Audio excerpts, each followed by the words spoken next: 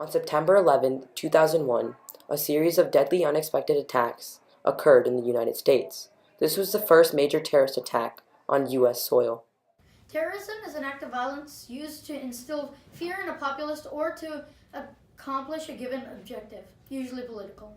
Terrorism is not a 21st century phenomenon and has its roots in resistance and political movements. For example, in the first century, a Jewish terrorist organization was founded with the purpose of overthrowing the Romans in the Middle East. The leader of this organization believed that Jews should be ruled by God alone, and violence was necessary. In fact, the group even targeted other Jews who didn't support the cause.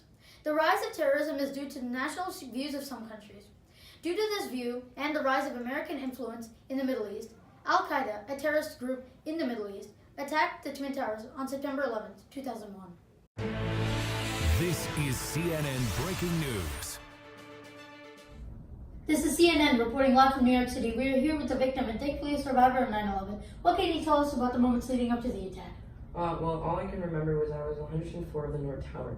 I was ordered by my manager to print out copies for him, and so I began to. A few minutes into my printing, I heard a whooshing sound. I looked out the window, and there it was. A plane came crashing into the tower. How did you escape the attack? When I realized what had happened, I rushed down the stairs. As I rushed down, a metal beam fell and hit my ankle. Thankfully, a few of my colleagues helped me from underneath the beam. Then, the tower I was in collapsed. Sadly, my other coworkers didn't make it. A medic ran to me and brought me here. What losses did you face? That day, I lost those dearest to me. My wife, my 2 children, and my closest friends. What a terrifying story to hear. I hope everybody who's involved is well and okay. This is CNN reporting live from the prison where Mohammed, an Al-Qaeda terrorist, is being held. Mohammed, what can you tell us about the motives for 9/11? We want to stop the spread of Western culture to the Middle East. Do you think the attacks were successful? Yes, we struck fear in all of the American citizens, even the president. What is your group's ideology? We believe there will be an Islamic state with God as the leader. We are all extremely devoted to this cause, and we are willing to die for it. This is Nikhil Iyer, CNN, New York. We are here with Agent Naji from the FBI.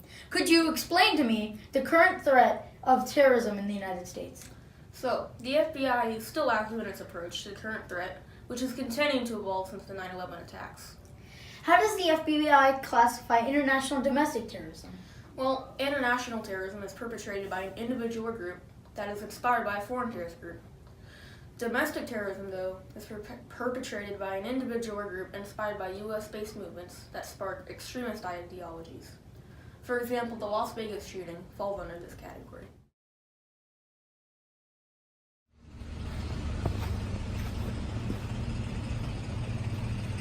I see the laptop. Move in.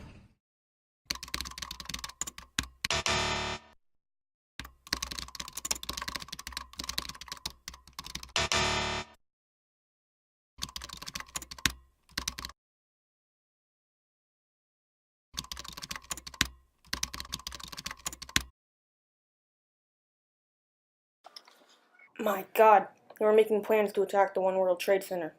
We need to find the ones responsible. We are now here with terrorist expert Anish Nayak. Dr. Nayak, can you please inform us on the various factors contributing to the recent terrorist activity? Thank you, Nikhil. Let's begin with the internet. International and domestic terrorists and terrorist groups have developed an extensive presence on the internet through messaging platforms and online images, videos, and publications, which facilitate the group's ability to radicalize and recruit individuals receptive to extremist messaging. In addition to the internet, social media has let terrorists gain virtual access to citizens around the world, which causes homeland attacks. For example, like in the San Bernardino attack, several terrorists have claimed to be acting on ISIS's behalf. Lastly, there are homegrown violent extremists who are not in direct contact with foreign terrorist organizations, but they also contribute to recent terrorist activity. For example, the Las Vegas shooting.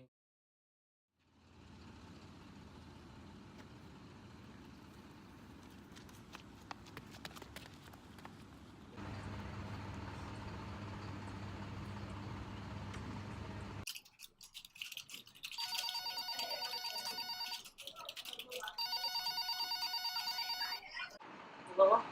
Yes, hello? I just saw 2 men We were whispering to each other.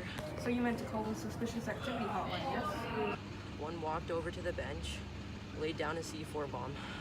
We'll head over here now. To help us understand solutions to terrorism, we have Dr. Krishnan here to explain. Thank you, Mr. Iyer. Now the UN has already devised a plan to prevent and counter terrorism. They have agreed to give full support in the fight against terrorism, and we are combating all crimes that may be related, including illegal arms trading, smuggling of deadly materials, and money laundering. They are improving border security so terrorists cannot move out easily. Before granting asylum, they must review their engagement with terrorism. That definitely sounds like it's getting safer. What are your thoughts on preventing these issues? I believe it's important for citizens to take part in this because they are usually the first to notice something. They should stay aware of their surroundings. Say something if you see something and not overshare personal information. Thank you for those informing facts.